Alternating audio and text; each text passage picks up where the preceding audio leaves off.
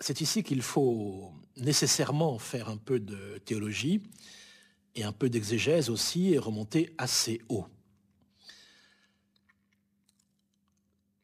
Dans le livre des Proverbes, au chapitre 8, verset 22, nous lisons dans le texte hébreu « Le Seigneur m'a acquise principe de sa voix, voix VOIE. Adonai Knani Reshit Darko. » Qui parle ici? Une figure assez énigmatique qui est celle de la sagesse, de la chokhma. Elle prend la parole dans ce passage du livre des Proverbes et elle déclare qu'elle est issue de la sphère divine, qu'elle a pris part à la création du monde et qu'elle reste une sorte de figure intermédiaire entre le divin et l'humain, entre le ciel et la terre. Au fond, la sagesse, on peut dire que c'est la figure de la médiation entre le ciel et la terre, entre le créé et l'incréé. Elle-même ayant dans le texte des Proverbes un statut assez ambigu. J'ai cité l'hébreu, Adonai Kenani, le Seigneur m'a acquise, ou peut-être m'a procréé, ou peut-être m'a enfanté, ou peut-être d'autres choses encore. Qu'est-ce qu'elle veut dire exactement? La traduction grecque de la Septante va mettre ici, le Seigneur m'a créé. Principe de ses voix. Kyrios ektisenme archin tonodonafto. Pour les Juifs qui vont méditer ces textes, il s'agit de la Torah. C'est-à-dire qu'en somme, la seule façon possible pour Dieu de se révéler, la seule façon possible pour les hommes de le connaître, la figure intermédiaire entre lui et nous, c'est la Torah. Et comme on va lui donner donc les traits de la sagesse, elle va acquérir une sorte de statut d'envergure métaphysique. Ce n'est pas simplement un rouleau écrit avec un texte, c'est l'instrument par lequel Dieu a créé les cieux et la terre.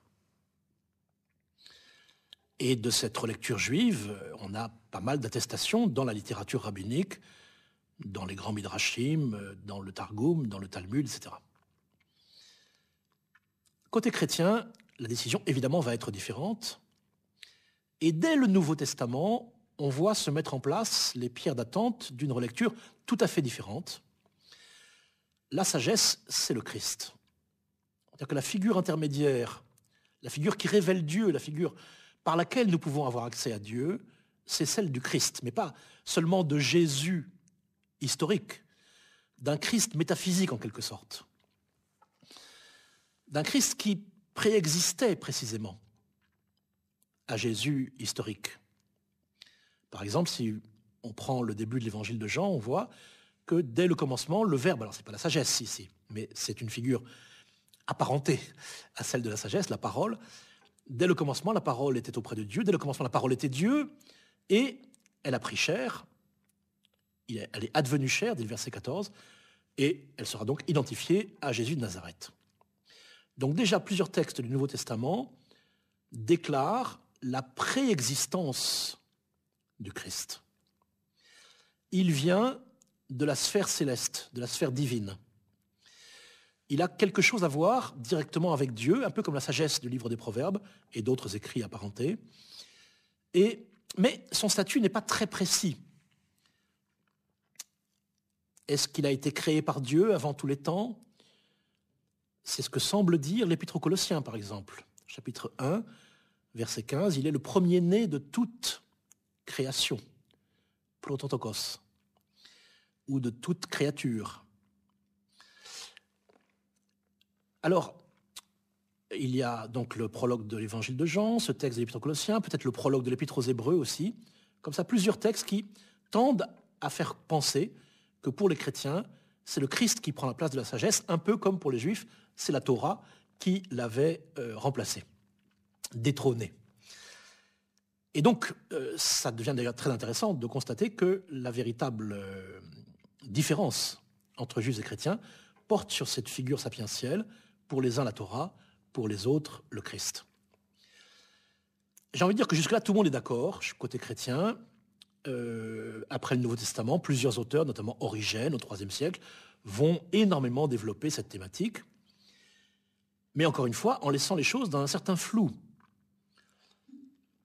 Quelle est la situation de ce Fils préexistant par rapport au Père, de ce Verbe par rapport à Dieu, etc. On multiplie les images, les métaphores, mais on se risque rarement à en dire plus. La question, elle touche à l'unicité de Dieu. Et le problème trinitaire, c'est de savoir si le christianisme est un monothéisme ou pas.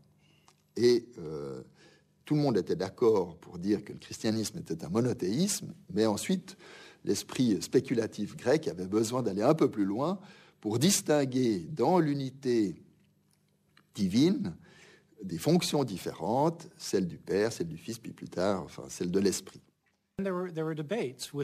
Il y eut beaucoup de débats. Certains disaient « Nous avons deux dieux, Jésus est un Dieu, Dieu le Père est un Dieu, il y a deux dieux. » D'autres disaient « Non, il n'y a qu'un seul Dieu, Jésus n'est que le Fils de Dieu. D'ailleurs, nous sommes tous les fils de Dieu, surtout Jésus, mais il n'y a qu'un seul vrai Dieu. » En fin de compte, au cours du IIe siècle, il y a eu des gens qui ont proposé d'autres solutions. Par exemple, Dieu le Père est Dieu, Jésus est Dieu parce que Jésus est Dieu le Père sur terre. Et donc Jésus est un mode d'existence de Dieu le Père. De plus, le Saint-Esprit qui est maintenant parmi nous est un autre mode de l'existence de Dieu. Dieu existe de différentes manières comme moi, qui suis en même temps un père, un fils, un frère, tout en étant qu'un, comme Dieu. Il est le Père, le Fils, le Saint-Esprit, mais il n'est qu'un. D'autres disaient non, c'est impossible, parce que quand Jésus était sur terre, il priait Dieu. S'il est lui-même Dieu le Père, alors il se parle à lui-même, cela n'a pas de sens. Par conséquent, il doit être distinct de Dieu. Et d'autres chrétiens disaient oui, mais si vous dites qu'il est distinct de Dieu, il y a plusieurs dieux, alors que la Bible ne cesse de le répéter, je suis le seul Dieu et il n'y en a pas d'autre. Dans les premières années du règne de Constantin à Alexandrie, le prêtre Arius, s'appuyant sur une lecture stricte des textes du Nouveau Testament, professe que le Christ est subordonné à Dieu, que le Fils vient après le Père. Cette hiérarchisation de la sphère divine est immédiatement condamnée par l'évêque d'Alexandrie. Mais Arius a provoqué une crise dans une situation théologique qui restait un peu floue jusqu'à lui, comme une sorte de nébuleuse. Tout d'un coup, il a voulu préciser les choses et ça a précipité une crise. Pourquoi ? Arius dit qu'il y a Dieu, éternel et incréé. Inengendré, éternel, incréé. Puisque le Fils est engendré par le Père, puisqu'il est Fils, c'est la grande métaphore par laquelle on désigne Jésus dès le Nouveau Testament, Fils du Père. Puisqu'il est Fils, il a été engendré par Dieu, et donc s'il est engendré, il a commencé à exister dans le temps. Et s'il a commencé à exister dans le temps, il est créé. Donc pour Arius, le scénario est le suivant. Il y avait Dieu, tout seul si on peut dire, les anciens se représentent les choses de manière assez littérale, il y avait Dieu, et tout d'un coup, il a eu envie d'engendrer un fils, donc il l'a créé. Et avec ce fils créé, ils ont créé le monde. Donc le fils devient l'opérateur, l'agent, le démiurge de la création du monde. Et c'est là-dessus que Alexandre d'Alexandrie va réagir et que le concile de Nicée va discuter. Peut-on dire que le Fils engendré est créé et qu'il a commencé à exister dans le temps? Peut-on dire, comme le fait Arius, il fut un temps où il n'existait pas? Donc la discussion porte sur cette figure préexistante, pas du tout sur Jésus-Christ, je veux dire, pas du tout sur l'homme Jésus ou son statut divino-humain. Il s'agit bien de la figure préexistante.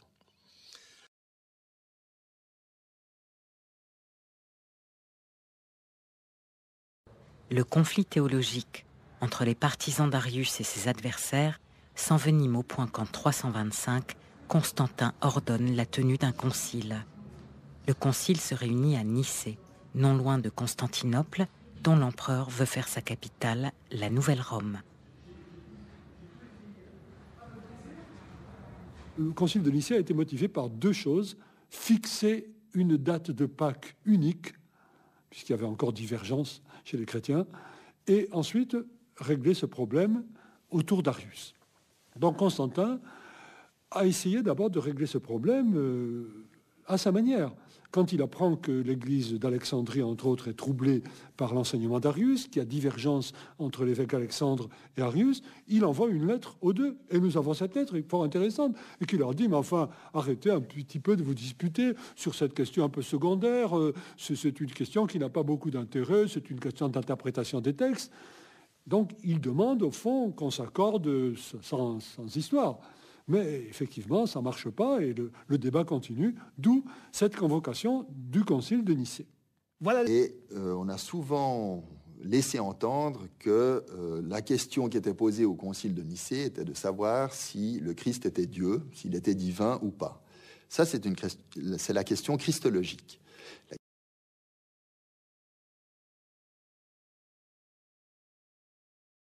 Ce que Constantin fait, c'est de se présenter comme le garant de l'ordre intérieur d'un empire devenu chrétien, majoritairement. Et donc, s'il y a des difficultés et des querelles dans l'Église, c'est lui qui est responsable de leur règlement. C'est pourquoi il convoque le concile de Nicée, c'est-à-dire qu'il convoque tous les évêques de l'oïkouménée. En réalité, il y a beaucoup plus d'évêques hellénophones et du monde grec, disons, que d'évêques latins, par exemple. Il n'y en a d'ailleurs pas, sinon Ossius de Cordoue. Et quelques évêques syriens, mais pas beaucoup non plus. Bref, en tout cas, ça représente la première assemblée de cette taille et de cette importance. Et certainement que pour lui, les affaires de l'Église deviennent ses propres affaires, ce qui va déterminer une toute nouvelle configuration du rapport politique-religieux. Il s'agit à Nicée aussi de régler les pouvoirs ou les rapports entre les patriarcats, c'est-à-dire Antioche, Jérusalem, Alexandrie, Rome. Ce sont ces grands centres qui étaient des centres politiques, culturels, qui vont devenir des centres ecclésiastiques. Et la rivalité, elle se situe, c'est de la politique ecclésiastique. Et le problème ou disons l'aspect qui a singulièrement compliqué la question doctrinale, ce sont ces rapports politiques, de politique ecclésiastique, de rivalité entre les sièges épiscopaux. At Nicaea, you had two quite different. À Nicée, il y avait deux ambitions très différentes. L'une venant de l'empereur qui avait réuni cette assemblée et savait pertinemment ce qu'elle conclurait. L'autre venant de l'assemblée des évêques eux-mêmes qui avaient l'habitude de décider sans l'aide de l'empereur.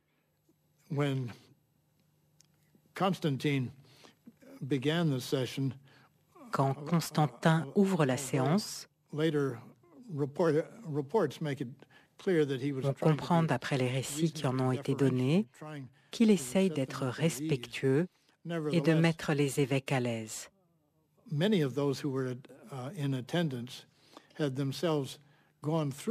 Pourtant, dans l'assistance, nombreux étaient ceux qui avaient subi des persécutions et qui tremblaient devant lui.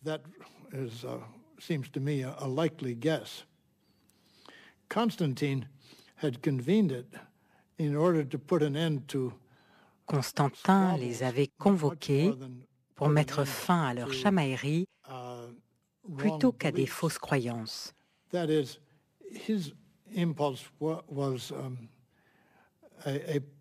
Son but était plus policier que théologique. C'était le rôle d'un empereur de veiller à ce que ses sujets ne s'invectivent pas ou ne se bagarrent pas dans les rues.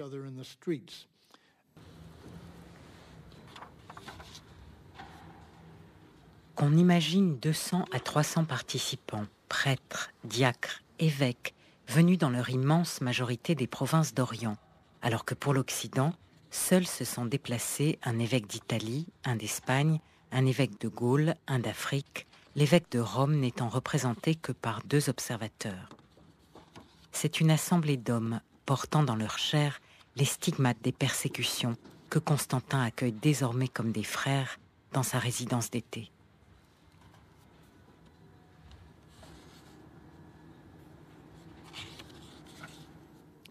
Eusèbe, lui, raconte que dans l'assistance se trouvait un évêque qui avait eu les yeux crevés au moment de la persécution de Dioclétien. Cette anecdote souligne qu'une vingtaine d'années plus tôt, on courait encore le risque d'être exécuté par un empereur qui maintenant célèbre son jubilé en compagnie des évêques.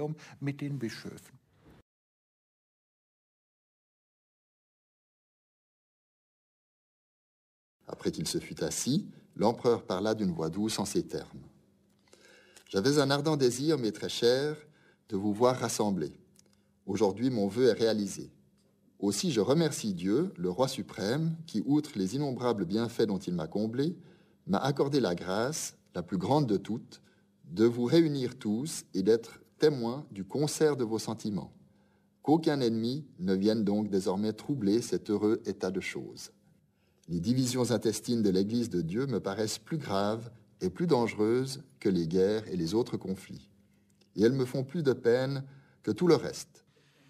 Depuis ce moment-là où ces 2 êtres-là, créés à l'origine, Adam et Ève, n'ont pas observé le décret saint et divin aussi scrupuleusement qu'il aurait convenu, la mauvaise herbe de l'ignorance de Dieu est née. Elle s'est maintenue, s'est multipliée depuis que le couple que j'ai dit a été expulsé sur ordre de Dieu.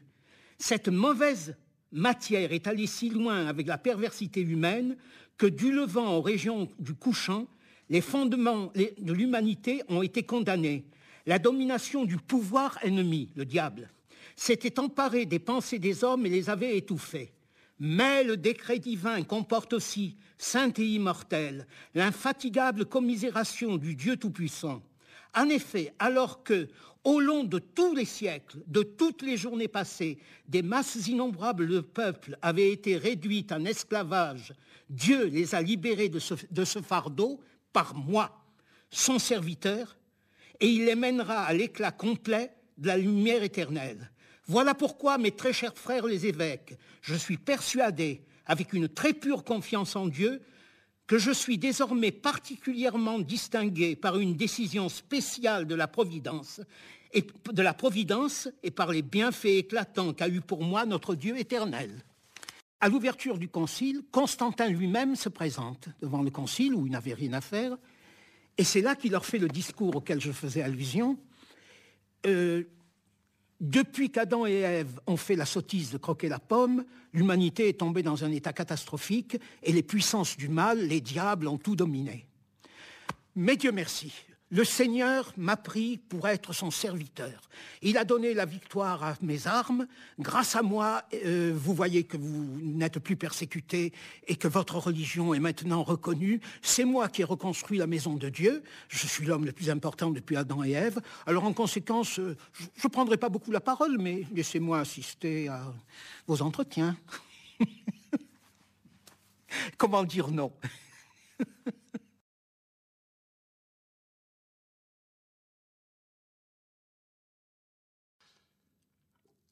Le concile de Nicée va convoquer Arius, donc il y a plus de 300 évêques rassemblés. La tradition dira 318, mais peut-être que le chiffre vient du texte biblique, il s'agit du nombre de serviteurs d'Abraham dans la Genèse, donc au moins 300 en tout cas, parmi lesquels il y avait des confesseurs, donc des gens qui avaient supporté des souffrances pour la cause de Jésus, des martyrs vivants en quelque sorte. Et évidemment, changement radical d'ambiance, l'empereur s'incline devant eux, baise leurs plaies, enfin tout le monde pleure abondamment.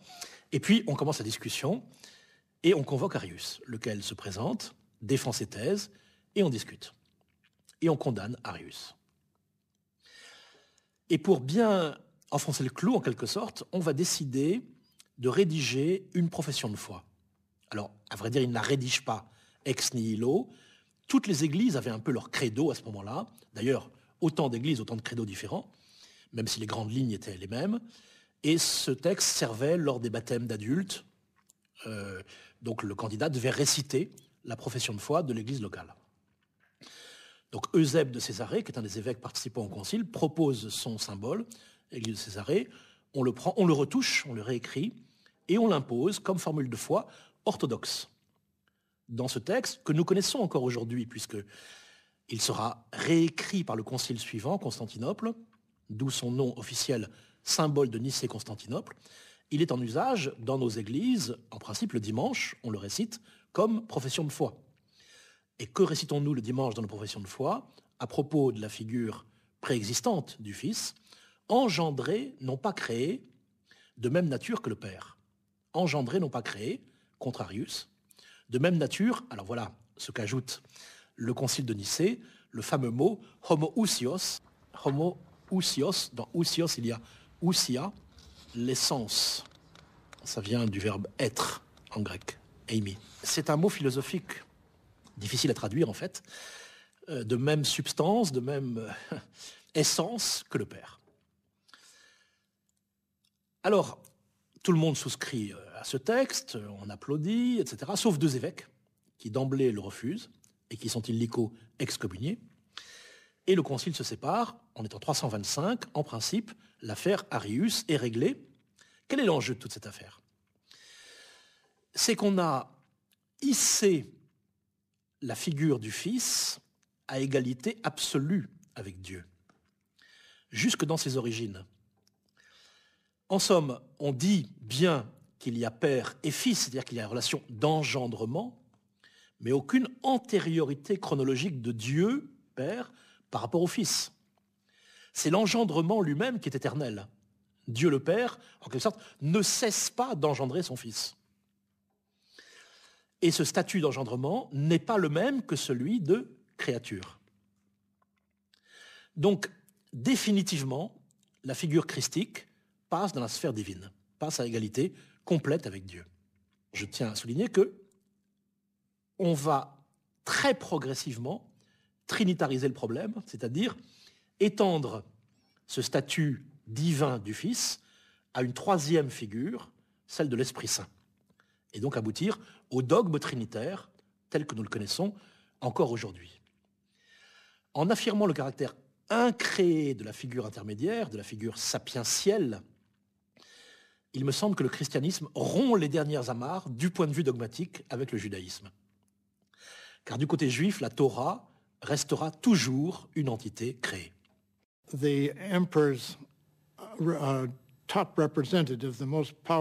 L'empereur était l'homme le plus puissant de l'Assemblée. Il allait personnellement d'un évêque à un autre avec un bout de papier qui leur demandait de signer. Les évêques étaient assis. Je peux imaginer la scène avec cet homme qui les domine et les invite à faire ce qu'il attend d'eux. À la fin du concile de Nicée, la division entre les Nicéens et les non-Nicéens existe, mais certains évêques balancent encore entre les 2 positions. En réalité, tout le monde doit signer parce que l'empereur veut qu'on signe.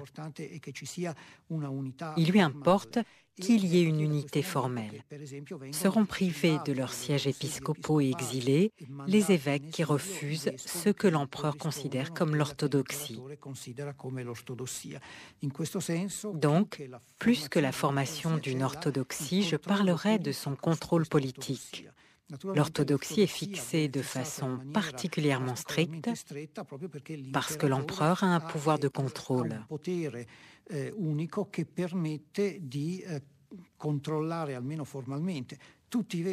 Tous les évêques doivent signer la profession de foi de Nicée.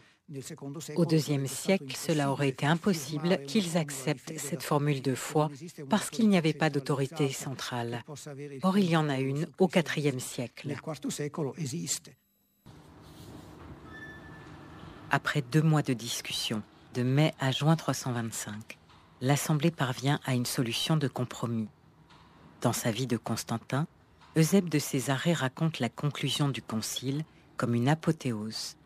Pourtant, l'accord négocié à Nicée est si subtil qu'il sera la source de nouvelles et interminables querelles.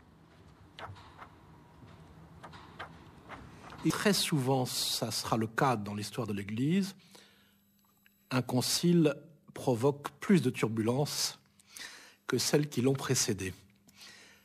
On le voit aujourd'hui avec Vatican II, dont la réception s'avère beaucoup plus compliquée qu'on ne pouvait l'espérer il y a 40 ans. Donc, le concile de Nicée ne déroge pas à cette règle, et tout le IVe siècle va être occupé par une querelle qui ne cesse de rebondir, en quelque sorte.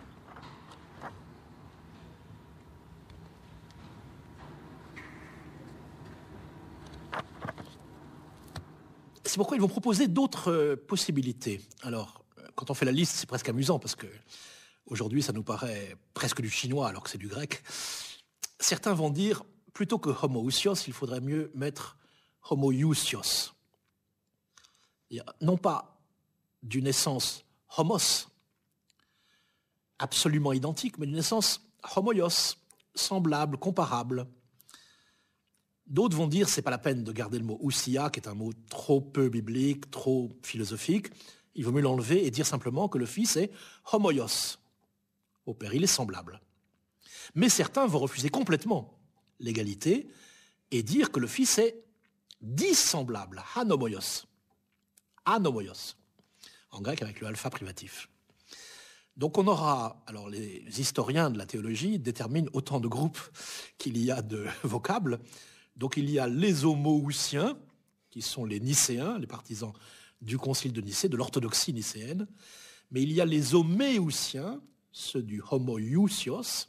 Il y a les homéens et il y a les anoméens.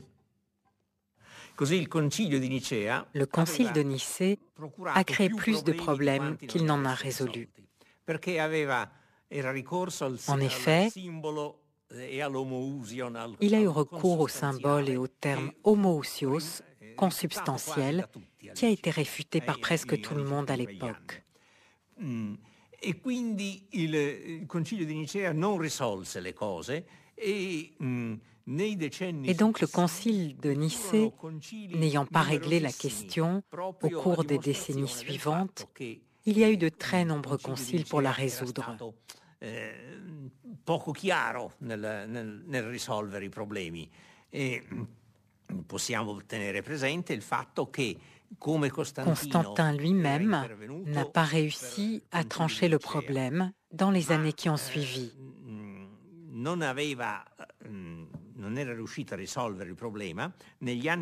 Le concile de Nicée a eu lieu en 325, Constantin meurt en 337 et il y aura d'autres conciles comme à Antioche. Arius lui-même s'adressera à Constantin pour obtenir justice et il l'obtiendra en partie puisqu'il sera réintégré. Ensuite, Constantin sera baptisé par Eusèbe de Nicomédie qui était arien et les successeurs de Constantin seront pour la plupart des ariens. Constance et Valens, donc les deux plus longs règnes après Constantin, sont considérés comme des empereurs semi-ariens, voire franchement sympathisants de l'arianisme. Et c'est aussi cela qui explique la lenteur de la solution à la crise provoquée par Arius, c'est qu'en réalité, l'empereur favorise plutôt les tendances ariennes. Et tous les déboires qu'a eu Athanase à Alexandrie s'expliquent aussi en bonne partie par là. Et il faut attendre Théodose pour avoir enfin sur le trône de l'Empire un personnage clairement nicéen, clairement partisan de l'orthodoxie nicéenne, et c'est comme par hasard lui qui va réunir le concile de Constantinople. Donc là, on est dans une structure assez déroutante pour nous, qui est celle qu'on appelle parfois celle du césaropapisme, c'est-à-dire que c'est l'empereur qui est le dernier garant des affaires ecclésiastiques. Certains, d'ailleurs, parmi les pères de l'Église, encouragent cette tendance, comme Eusèbe de Césarée, qui fait de Constantin l'évêque des évêques. comme une sorte de pape, si on peut dire, pape laïque, à l'époque où l'évêque de Rome n'a pas encore ce statut.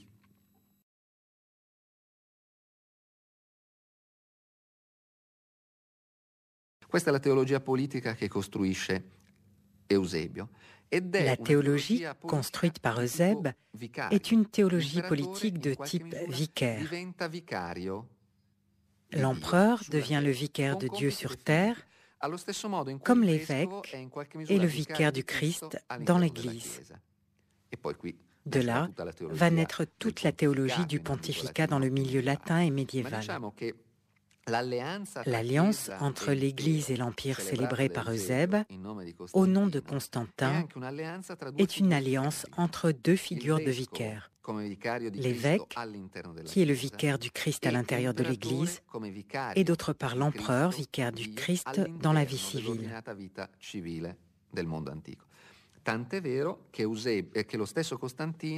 Constantin va d'ailleurs se définir lui-même Episcopos ton ektos, l'évêque de ceux qui sont en dehors de l'Église. Constantin se considère comme l'évêque du dehors. Il se considère comme le surveillant, le contrôleur. Qui sont ceux qui sont dehors? Peut-être c'est le pouvoir politique, mais Constantin affirme qu'il sert l'Église chrétienne en lui permettant de surmonter ses divisions. Il s'attribue donc la tâche de garantir l'uniformité de l'Église pour mieux la contrôler et pour garantir l'unité de l'Empire. È stata un'occasione, cioè se non se l'è creata lui questa occasione. Ce qui est sûr, c'est que Nicée a été une occasion d'intervenir et d'exercer son autorité à l'intérieur de l'Église. Certo, se ne è approfittato. C'est d'autant plus vrai qu'à cette époque, Constantin commence à s'attribuer des titres très intéressants. Par exemple, il est appelé le 13e apôtre ou bien isoapostolos, c'est-à-dire l'égal des apôtres, ou bien l'évêque de ceux qui sont en dehors du christianisme.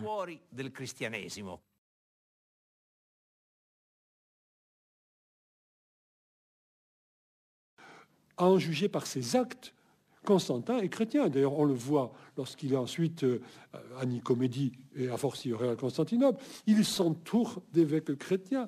Quand il va en campagne, il a une tente-chapelle, etc. Il va au concile de Nicée. Il intervient au concile de Nicée. Il fait un fameux discours, le discours à l'Assemblée des Saints. On en entend douter de l'origine, de l'authenticité constantinienne. Aujourd'hui, en général, on considère que c'est un texte authentique, qui est une sorte de catéchèse faite par un empereur qui n'est pas encore baptisé, d'ailleurs. Alors aussi, on a reproché, on a dit parfois, mais il n'est pas vraiment chrétien, il a attendu la veille de sa mort pour se faire baptiser. Mais c'est une pratique d'abord assez courante à l'époque, de la part d'adultes, qui tient entre autres à l'extrême sévérité de la discipline pénitentielle, qui vous condamne à des années de pénitence, et qui en plus tient au fait qu'on considère qu'une fois baptisé, vous êtes libéré de tous les péchés, et si vous mourrez là-dessus, dans vos vêtements blancs, vous êtes évidemment assuré du salut. Donc Constantin, il ne faut pas non plus lui reprocher ce crime. On reproche à Constantin d'avoir fait mettre à mort son beau-père Licinius, un peu plus tard sa femme, son fils, des assassinats politiques, des quantités par la suite de princes chrétiens en feront autant et même pire. Donc je crois que ça, c'est de faux arguments. Même s'il n'est devenu chrétien que sur son lit de mort. 25 ans après les soi-disant visions qu'il avait eues en rêve, un rêve éveillé si vous voulez, qui lui montrait un signe dans le ciel et qu'il avait entendu soi-disant une voix qui lui disait « Par ce signe, tu vaincras ».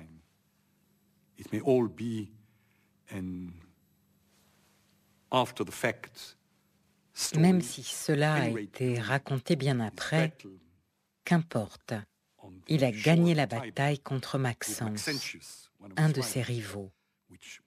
Quand ses soldats brandissaient les drapeaux et les bannières,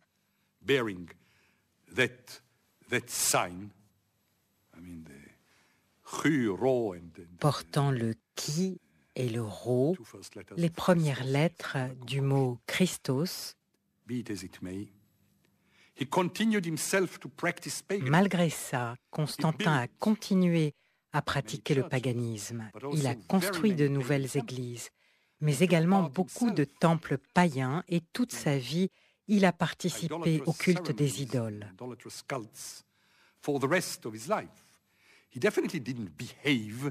Il ne s'est conduit ni comme un bon chrétien, ni comme un bon romain.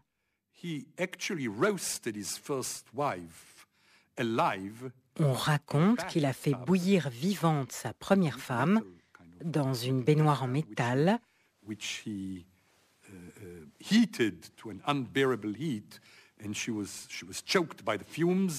elle a été asphyxiée par les fumées et ensuite, il a tué leur fils de ses propres mains. Ce n'est pas très chrétien, et cela probablement pour des raisons politiques. Cela ne l'a pas empêché de présider les conciles alors qu'il n'était pas chrétien. C'était lui, le païen, qui décidait de l'orthodoxie religieuse, du vrai chemin.